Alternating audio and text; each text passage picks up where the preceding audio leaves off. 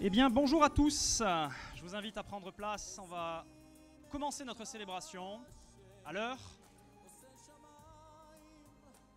Je voudrais vraiment vous souhaiter une grande bienvenue, un cordial shalom pour cet événement qui est un honneur pour nous, qui l'accueillons, qui est un plaisir également.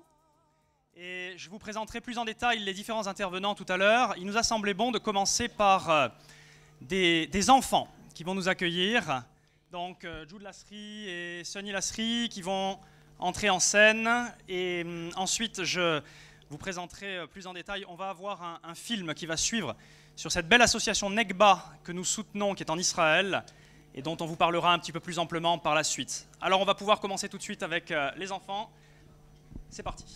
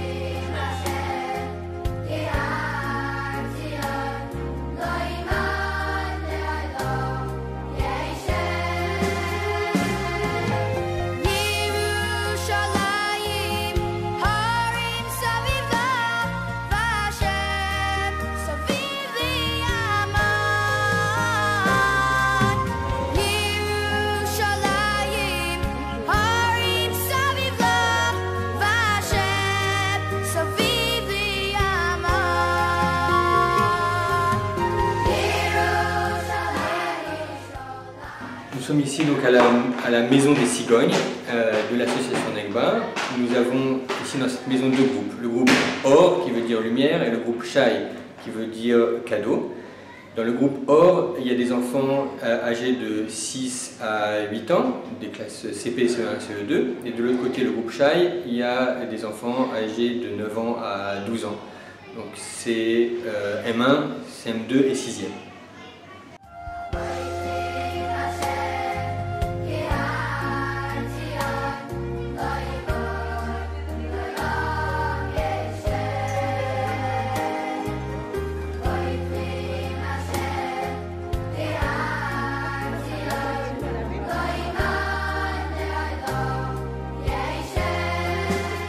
On a 5 ordinateurs pour 15 enfants. Les ordinateurs sont utilisés pour faire des recherches sur Internet, pour des devoirs, pour les études, pour les aider dans les études, et évidemment un petit peu pour les loisirs, les jeux, etc. Quel âge il avait quand il est rentré? Un début d'année.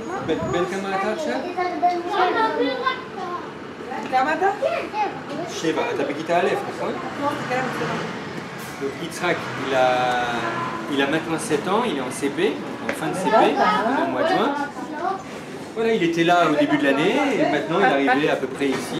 Et donc cette cour de récréation est aussi utilisée pendant les heures où les enfants sont à Nekba pour tous les jeux de plein air, de football, de basket.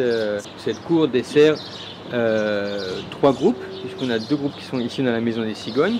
Et de l'autre côté de la cour, juste là, on a la maison Samuel qui est attenante, où il y a encore 15 enfants qui viennent aussi de cette école-là et qui profitent de cette cour.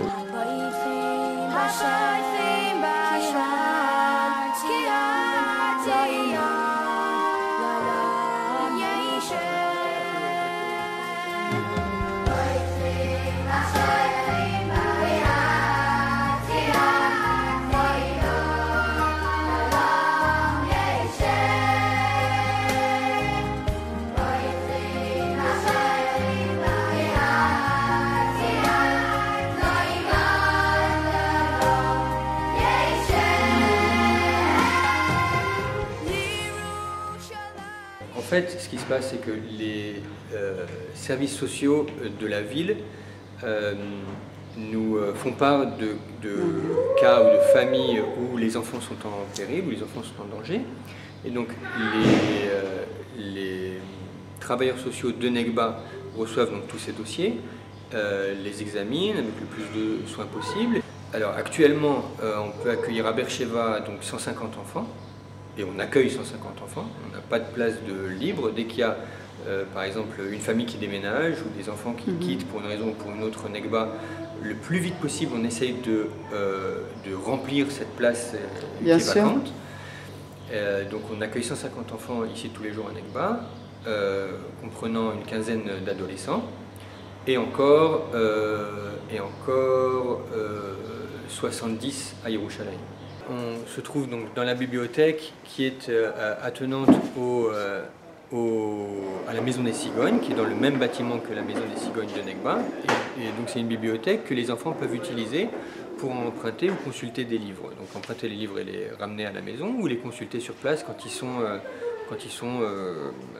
à Nekba, disons. Donc il y a des livres de tout, comme dans toute bibliothèque, des livres pour les enfants petits, pour les plus grands. On accorde une très grande importance à la position des parents au sein de la famille.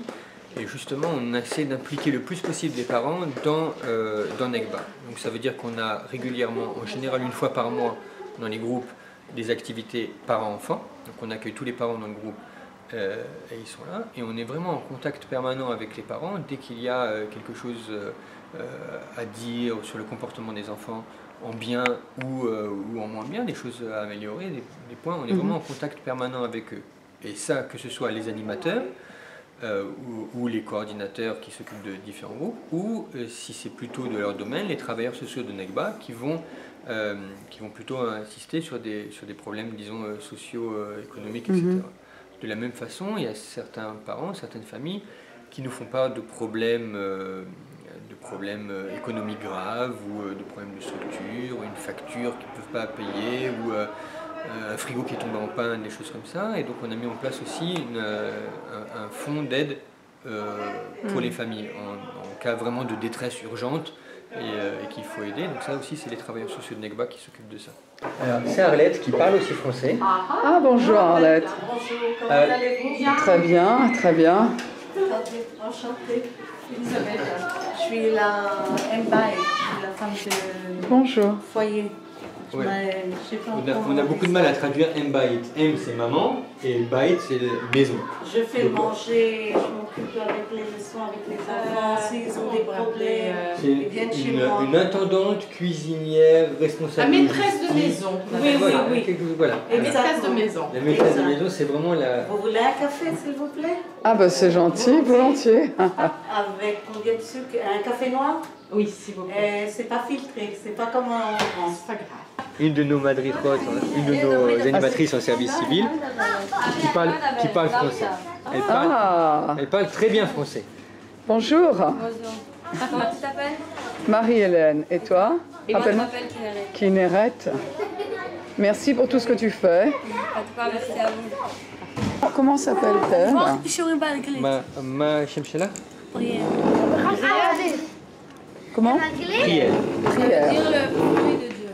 Oh, Le fruit de Dieu. wow. Ah, c'est beau ça.